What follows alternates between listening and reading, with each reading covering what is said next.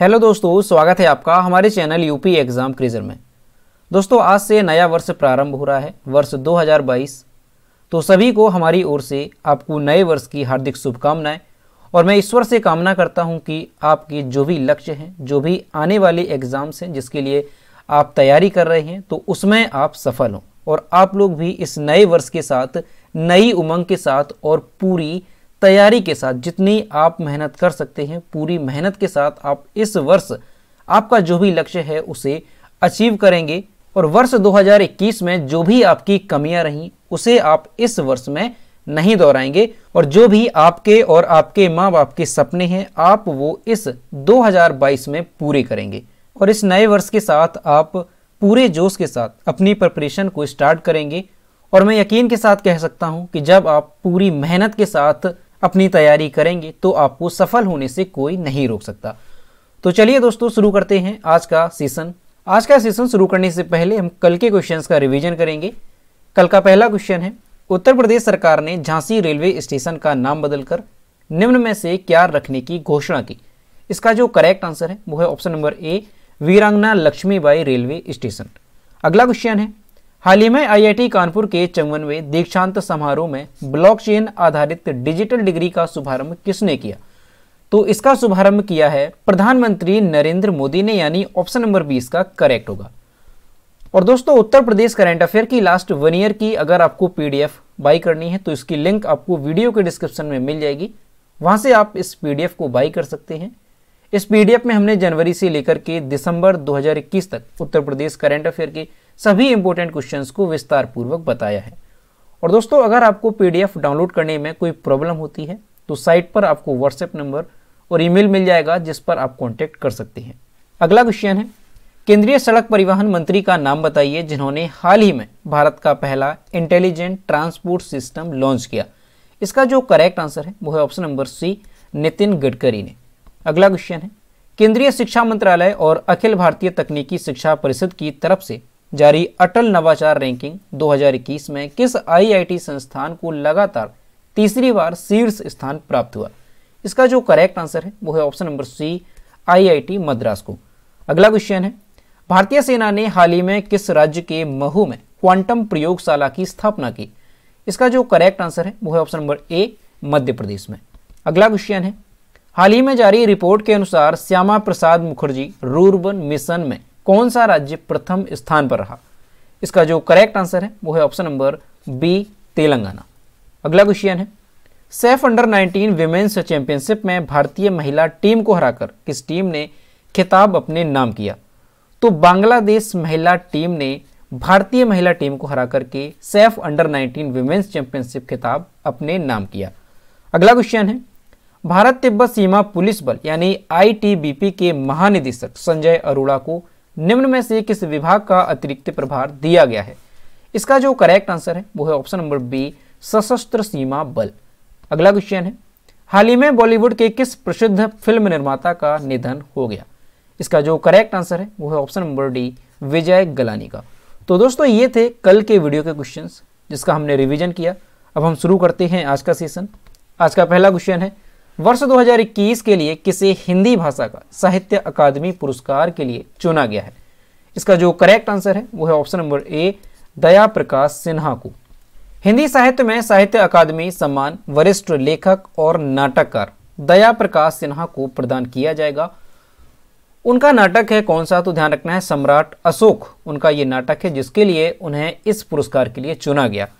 दया प्रकाश सिन्हा का जन्म 2 मई 1935 को हुआ था। कहां पर, ध्यान रखना है उत्तर प्रदेश के कासगंज में इनका जन्म हुआ था। तो उत्तर प्रदेश से ये संबंधित हैं, तो इसलिए आपको अच्छे से ध्यान रखना है। वे अवकाश प्राप्त आईएएस अधिकारी होने के साथ साथ हिंदी के प्रतिष्ठित लेखक, नाटककार, नाट्यकर्मी, निर्देशक व चर्चित इतिहासकार हैं। इस वर्ष अगर देखा जाए कि अंग्रेजी साहित्य के लिए किसे इस अवार्ड से सम्मानित किया गया, तो ध्यान रखना है नमिता गोखले को। अंग्रेजी साहित्य के लिए उनका उपन्यास है कौन सा, ध्यान रखना है थिंग्स टू लीव बिहाइंड, साहित्य अकादमी पुरस्कार के लिए चुना गया।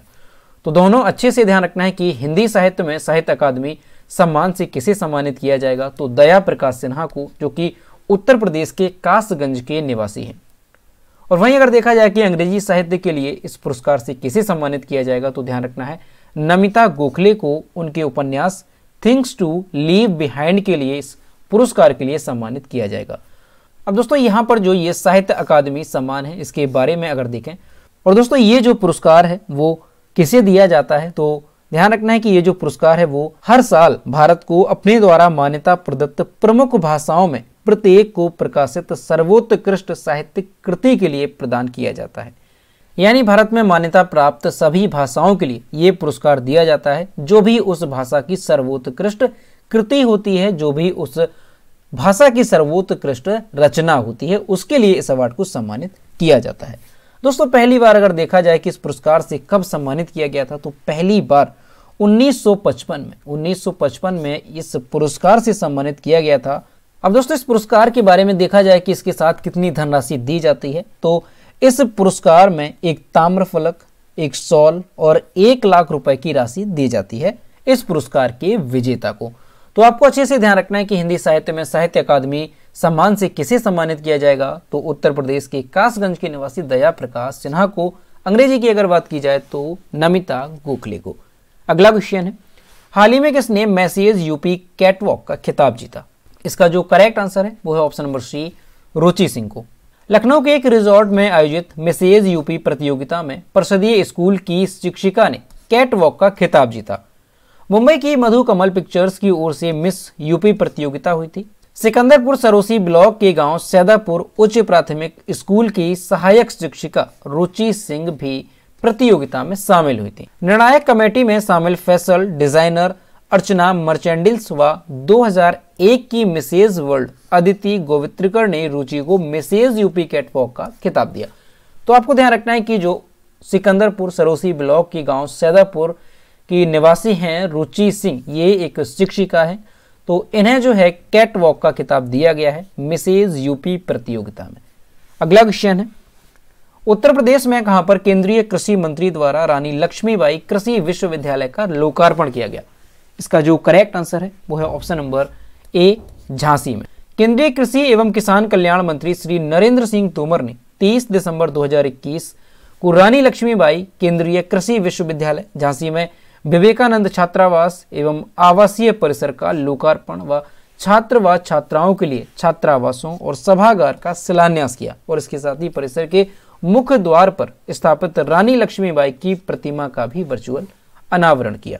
तो आपको ध्यान रखना है कि झांसी में जो रानी लक्ष्मीबाई केंद्रीय कृषि विश्वविद्यालय है, इसका लोकार्पण किसने किया? तो ध्यान रखना है केंद्रीय कृषि एवं किसान कल्याण मंत्री श्री नरेंद्र सिंह तोमर ने।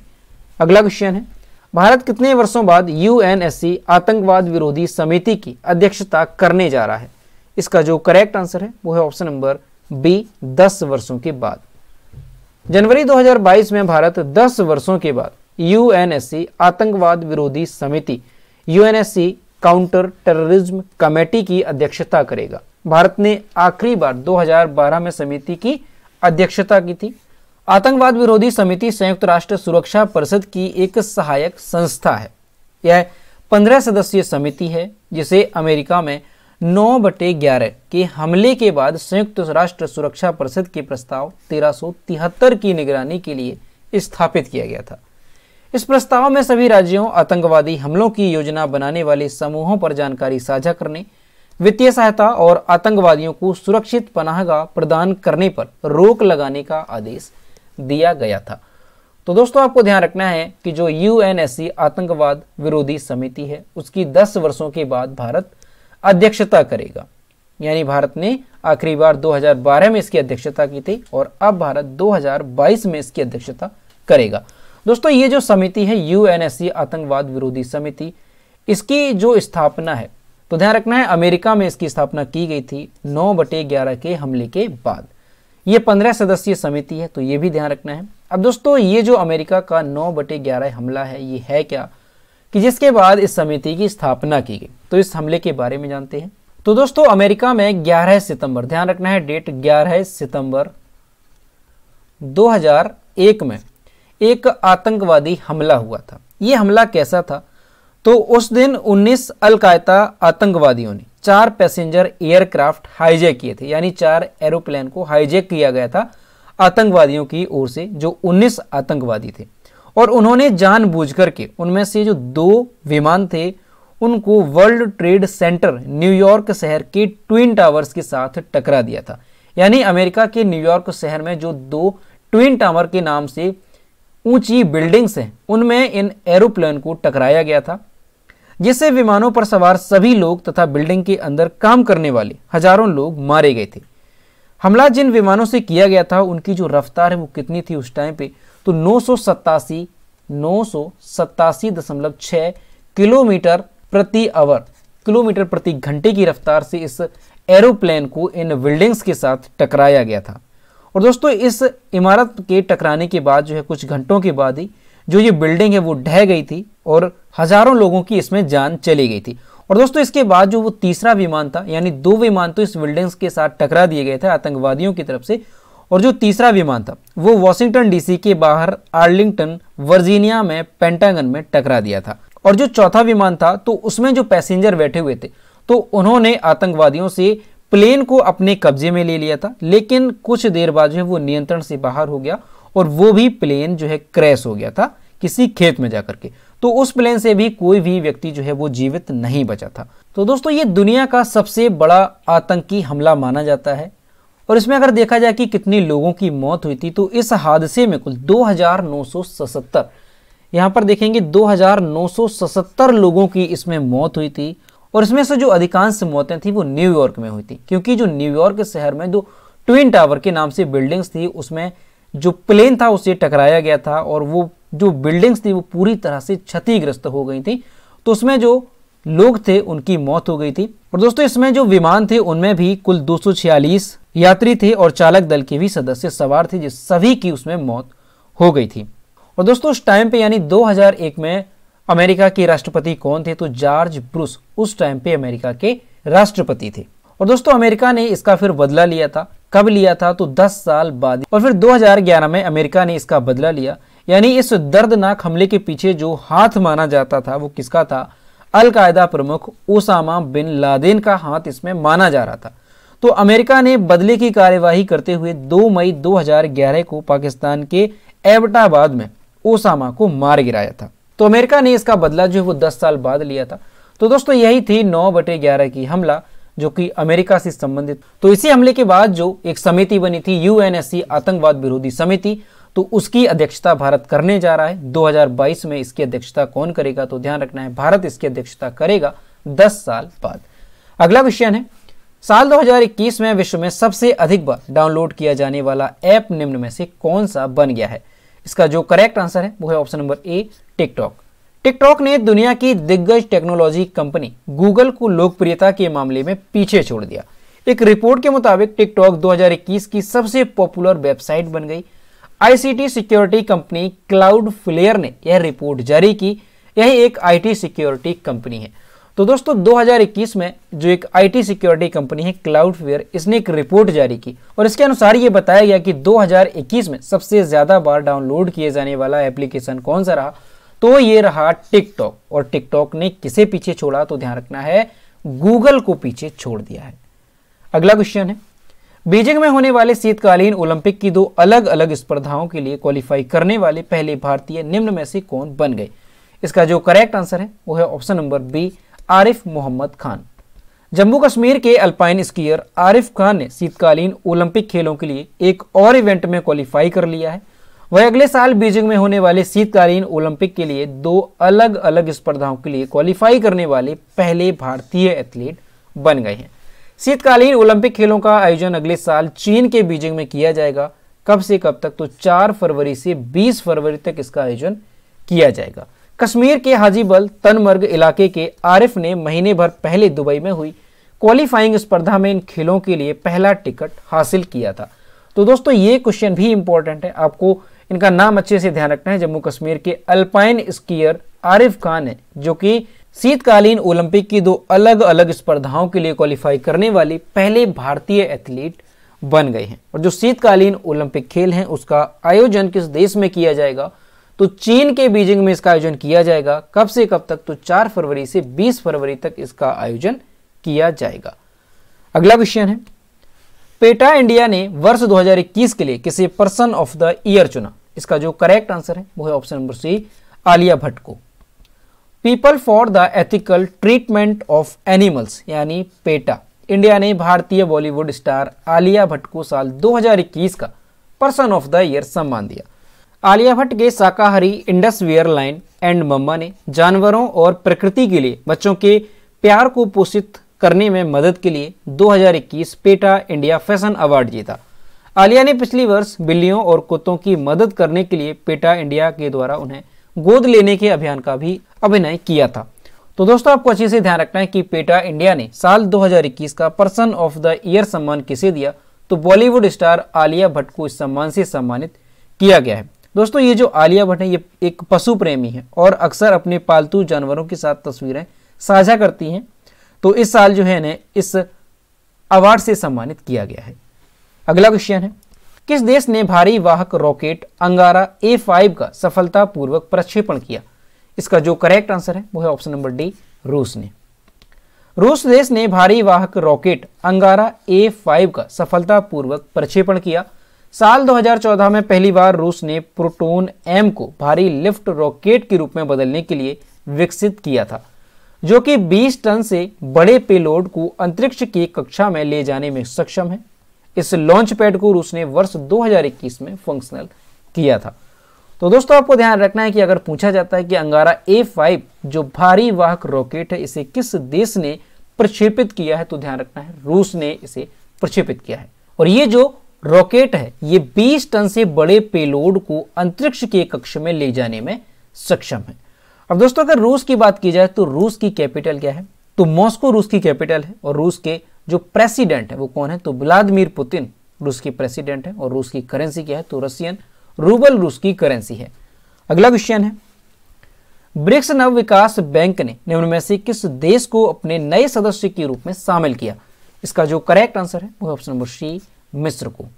ब्रिक्स नव विकास बैंक NDB ने 29 दिसंबर 2021 को मिस्र को नए सदस्य के रूप में शामिल किए जाने की घोषणा की। मिस्र NDB में शामिल होने वाला चौथा नया सदस्य है। उससे पहले बांग्लादेश, संयुक्त अरब अमीरात यानी UAE और उरुग्वे को सदस्य के रूप में शामिल किया गया था। तो ध्यान रखना है कि जो मिस्र है इसे ब्रिक्स नव विकास बैंक यानी NDB में शामिल किया गया है। दोस्तों मिस्र की अगर बात की जाए तो मिस्र की कैपिटल क्या है? तो ध्यान रखना है काहिरा मिस्र की कैपिटल है। मिस्र की मुद्रा क्या है? तो मिस्री पाउंड मिस्र की करेंसी है। और मिस्र के जो राष्ट्रपति हैं वो कौन है? तो ध्यान रखना है अब्देल फतह अल सीसी मिस्र के प्रेसिडेंट हैं। अगला क्वेश्चन है, प्रधानमंत्री नरेंद्र मोदी ने 30 दिसंबर को उत्तराखंड के हल्द्वानी में 17,500 करोड़ रुपए से अधिक की लागत वाली कितनी परियोजनाओं का उद्घाटन और शिलान्यास किया? इसका जो करेक्ट आंसर है वो ऑप्शन नंबर ए, 23 परियोजनाओं का। प्रधानमंत्री नरेंद्र मोदी ने 30 दिसंबर को उत्तराखंड के हल्द्वानी में 17,500 करोड़ रुपए से अधिक की लागत वाली 23 परियोजनाओं का उद्घाटन और शिलान्यास किया। इनमें से जो सबसे अहम है वो कौन सी है? तो लखवाड़ बहुउद्देशीय परियोजना, इसका शिलान्यास किया गया, जिसके बारे में पहली बार 1976 में सोचा गया था और यह कई दशकों से लंबित थी। इस परियोजना के तहत देहरादून जिले में यमुना नदी पर 204 मीटर ऊंचा कंक्रीट का बांध बनाना प्रस्तावित है, जिससे 300 मेगावाट बिजली का उत्पादन होगा। तो दोस्तों आपको ध्यान रखना है कि प्रधानमंत्री नरेंद्र मोदी ने 30 दिसंबर को उत्तराखंड के हल्द्वानी में 17,500 करोड़ रुपए से अधिक की लागत वाली 23 परियोजनाओं का उद्घाटन और शिलान्यास किया। इनमें से जो इंपॉर्टेंट उसका नाम ध्यान रखना है, लखवाड़ बहुउद्देशीय परियोजना। इससे क्वेश्चन इस तरह से पूछा जा सकता है कि लखवाड़ बहुउद्देशीय परियोजना ये किस राज्य से संबंधित है? तो ध्यान रखना है उत्तराखंड से। तो दोस्तों ये थे 1 जनवरी से संबंधित उत्तर प्रदेश के सभी एग्जाम्स के लिए मोस्ट इंपॉर्टेंट करंट अफेयर के क्वेश्चन जो कि हमने डिस्कस किए। अब हम देखते हैं कल के वीडियो का क्वेश्चन जो हमने आपसे पूछा था। तो ये है कल के वीडियो का क्वेश्चन जो हमने आपसे पूछा था, निम्न में से कौन सा भारतीय विकेट कीपर 26 मैचों में 100 शिकार करने वाले भारत के पहले विकेट कीपर बन गए? इसका जो करेक्ट आंसर था वो ऑप्शन नंबर ए था, ऋषभ पंत। और लगभग सभी स्टूडेंट्स ने इसके सही जवाब किए। और दोस्तों सभी लोग क्वेश्चन का आंसर जरूर किया करो। मैं देखता हूं कि कुछ लोग तो क्वेश्चन का आंसर रेगुलर करते हैं, लेकिन सभी लोगों को क्वेश्चन का आंसर करना है। तो यह है आज का क्वेश्चन, हाल ही में दुनिया का पहला डुअल मोड वाहन किस देश ने पेश किया? ऑप्शन नंबर ए है रूस, बी है जापान, सी है भारत और डी है चीन। तो इसका जो भी करेक्ट आंसर है वो आपको कमेंट बॉक्स में बताना है और सभी लोग क्वेश्चन का आंसर जरूर करेंगे। तो दोस्तों अगर आपको आज का वीडियो पसंद आया है तो वीडियो को लाइक करें, अपने दोस्तों के साथ शेयर करें और अगर अभी तक हमारे चैनल पर नए हैं तो चैनल को सब्सक्राइब करना ना भूलें। साथ ही बेल आइकन को भी प्रेस करें ताकि टाइम टू टाइम नोटिफिकेशन आप तक पहुंचता रहे। तो मिलते हैं नेक्स्ट वीडियो में। Thank you.